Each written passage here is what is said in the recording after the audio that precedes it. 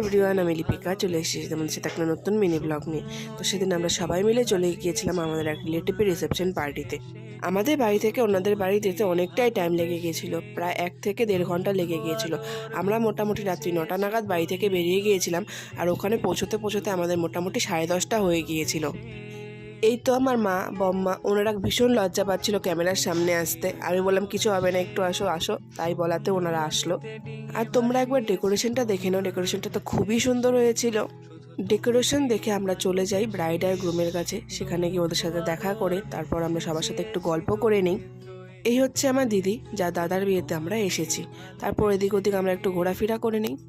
মোটামুটি 11:30টা নাগাদ আমরা খেতে বসে পড়ি, যেহেতু আমাদেরকে আবার বাড়ি ফিরতে হবে। আমরা যদি এখন খেতে না বসে পড়ি তাহলে পরে অনেকটাই লেট হয়ে যাবে। খাওয়া দাওয়া শেষ করে সবার সাথে দেখা করে চলে আসি বাড়ি। তো আজকের মতো মিনি ব্লগটা এতটুকুই। ভিডিওটি ভালো লাগলে লাইক কমেন্ট শেয়ার করতে ভুলো না।